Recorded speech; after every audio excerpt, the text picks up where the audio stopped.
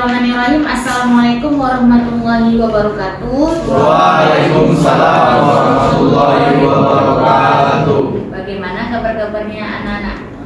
Ibu? Alhamdulillah. Hari ini kita dapat bertemu kembali pada pertemuan kedua, yaitu pada mata kuliah Hukum Pidana Islam atau Fikih Jinayah, yang dimana pada pertemuan ini kita akan membahas tentang jarimah. Sebelumnya, sampai pada materi ini, minggu kemarin kita telah mempelajari tentang fikih jinayah yang secara globalnya. Dan hari ini kita lebih spesifik pada jarimah. Jadi, kita lihat dulu, apa sih kegunaan kita untuk mempelajari jarimah ini? Di dalam RPS Ibu membuat sebuah capaian pembelajaran mata kuliah atau CPMK yang dimana salah satunya itu mampu menjelaskan konsep dasar dan ruang lingkup jarimah. Sini juga Ibu paparkan di slide, dimana bukan bahwa jarimah ini termasuk dalam pertemuan kedua yang dimana indikator dari penilaian pada materi jarimah ini ialah ketepatan menjelaskan tentang pengertian dan unsur-unsur jarimah, klasifikasi jarimah, serta hubungan jarimah dengan larangan. Dan tidak bisa dilihat pada selanjutnya karakteristik, pembelajaran, dan pada materi ini jika kalian bisa menjelaskan semuanya, maka akan mendapat bobot penilaian yaitu 4. Lalu kemudian kita mulai masuk kepada pengertian jarimah itu sendiri. Dalam bahasa Arab, jarimah merupakan kata yang bisa dipakai untuk menunjukkan sesuatu yang buruk, menyalahi kebenaran, keadilan, dan jalan yang lurus. Secara harfiah, kata jarimah ini sering disamakan dengan kata jinayah. Ibu mengutip dari pendapat Abdul Qadir Audah, yang dimana jinayah ialah secara lugawi ismul liman di sini yaitu mar'i min syar'i. Sedangkan dalam istilah jinayah ialah ismul lifi'li muharramin syar'an sawa'an wa fa'al fi'lu ala nafsin aw malin aw ghairi dzalik. Di mana artinya secara bahasa tadi sebutan bagi perbuatan buruk atau dosa yang dikerjakan oleh seseorang. Sedangkan dari istilah ialah suatu istilah untuk perbuatan yang dilarang oleh syarak, baik perbuatan tersebut mengenai jiwa, harta, dan lainnya. Selanjutnya, di dalam jarimah ini mempunyai 3 unsur. Yang pertama unsur al-syar'i, yang kedua unsur al-maddi, dan yang ketiga ialah unsur al-adabi. Yang pertama itu unsur al-syar'i, yang dimana al-syar'i ini kalau dalam hukum pidana positifnya disamakan dengan azas legalitas. Ada yang tahu apa itu azas legalitas? Nana, silakan beri komentarnya. Oke, silakan. Suatu perbuatan tidak dapat dihukum kalau tidak ada hukum yang jelas yang mengaturnya. Ada yang lain?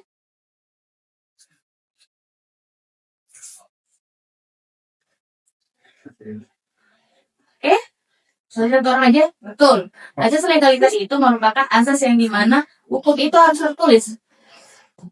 Jadi di dalam hukum pidana Islam itu tidak berlaku hukum adat. Karena kan adat tidak tertulis kan, apalagi hukum alam. Itu tertulis di dalam hukum pidana Islam. Itu. Dan yang kedua itu rukun al-maddi. Rukun al-maddi ini adanya unsur perbuatan yang membentuk jinayah. Lebih tepatnya ialah perlawanan hukum. Ada orang yang sengaja membuat larangan tersebut. Contohnya, mencuri kan sudah dilarang tuh di dalam KUHP, di dalam pidana pun disebut dengan asyirqah. Jadilah ketika ada orang yang melakukan pencurian karena itu tadi sudah dilarang, maka dia bisa dikenakan hukum. Nah, yang ketiga ialah rukun al-adabi atau unsur al-adabi, adanya pelaku. Ingat di garis bawah, pelaku di sini harus mukallaf. Jadi, mukallaf di situ dalam Islam itu sangat ketat penilaiannya, baik dari segi usia, akal, dan lain-lainnya. Oke, baik. Jadi unsur ini merupakan unsur yang pertama harus kita pahami di dalam materi jarimah. Jadi ini unsur dibilang unsur utamanya. Jadi ketika seseorang melakukan perbuatan larangan jarima atau tindak pidana, maka harus dilihat dari unsur ini dulu, unsur yang pertama. Baru nanti ketika masuk di jarima kini itu beda lagi syaratnya. Yang penting ini syarat utama bisa dikatakan pelaku jarima. Selanjutnya, masuk kita pada pembagian jarima. Pembagian jarima dalam fikih jinayah itu ada 3. Jarimah hudud, jarimah qisas atau diyat, dan jarimah ta'zir. Ada nih perbedaan. Jarimah hudud ialah jarimah yang dimana hukumnya berasal dari Allah Subhanahu wa Ta'ala. Itu sudah terdapat di dalam Al-Quran dan hadis. Oke? Hudud itu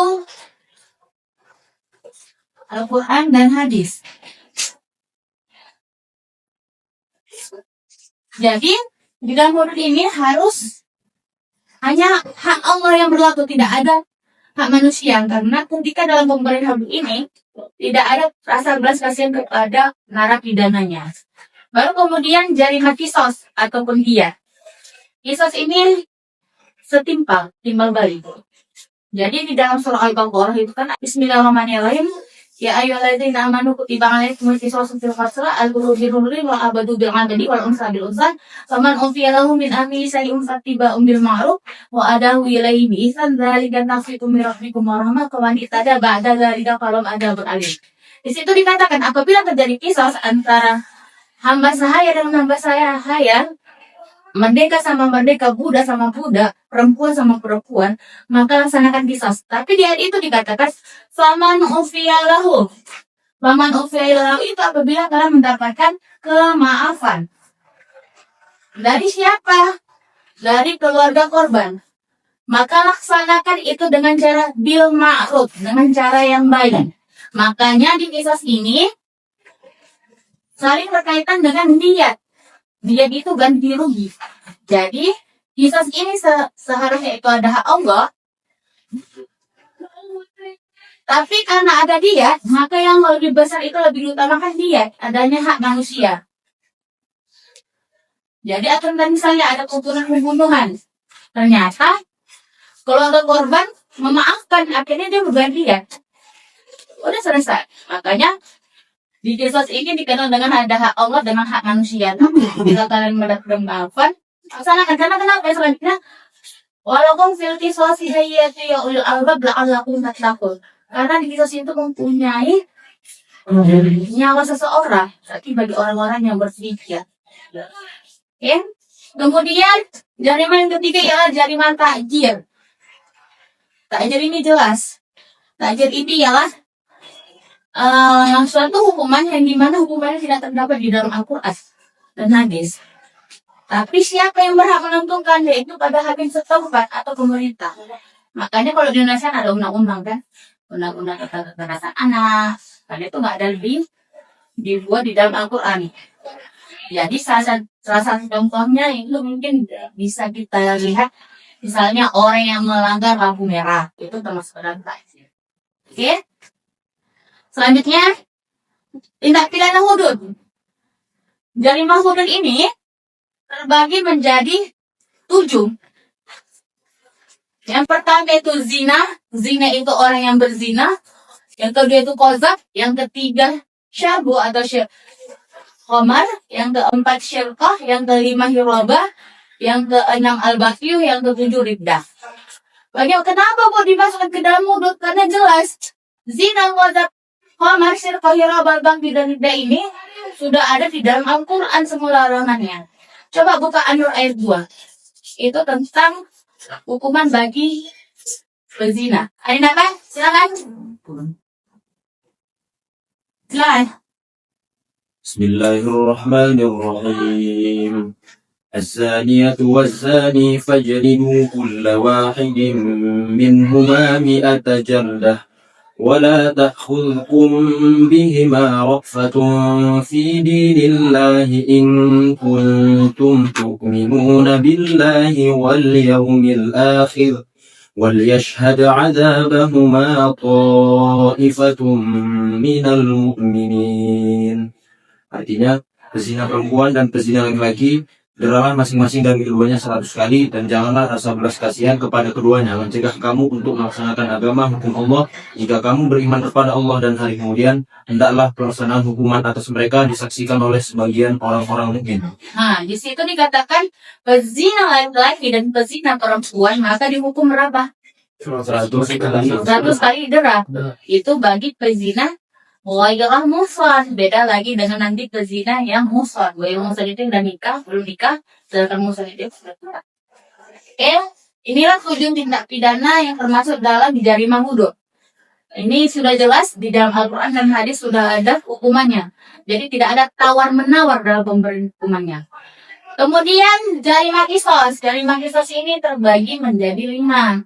Yaitu pertama pembunuhan sengaja atau al-amdu.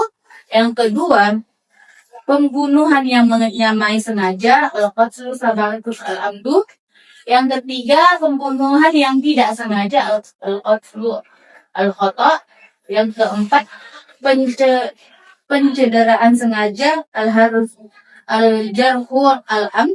Dan yang kelima pencederaan yang tidak sengaja al-harhu khata'. Inilah pembagian dari kisos dan bisa diganti dengan diam. Selanjutnya tindak pidana ta'zir. Tindak pidana ta'zir ini kalau kita lihat di dalam kenyataannya banyak, artinya tidak terbagi menjadi ini. Karena nanti pemberian hukumannya bisa diberikan hakim. Dan ingat, ketika ada seorang pelaku zina, mereka sudah ketahuan berzina. Tapi dari syarat-syarat zina tadi mereka tidak unsur syarat zina tadi nggak terpenuhi. Contohnya tadi misalnya syarat zina itu misalnya mereka harus belum menikah, masuknya zakat laki-laki ke dalam perempuan. Ternyata contohnya misalnya ini kan mereka di satu kamar nih udah berbuka-bukaan dan kutip, tetapi belum terjadi nih masuknya zakat ke dalam wanita tadi, itu belum disebutkan zina. Kenapa? Karena syaratnya tadi tidak terpenuhi, makanya dinasti bisa ke ta'zir. Oke, demikian presentasi hari ini. Silahkan bagi yang ingin bertanya, Ibu beri kesempatan. Baik, demikian paparan dari Ibu hari ini tentang jarimah. Ada yang ingin bertanya? Apa sudah jelas? Sudah pas? Yakin? Alhamdulillah. Terima kasih atas pertemuan hari ini. Jika ada kesalahan ikut mohon dimaafkan, karena kesempurnaan itu hanya milik Allah Subhanahu wa taala. Mari kita tutup pertemuan hari ini dengan melepaskan doa muka majelis.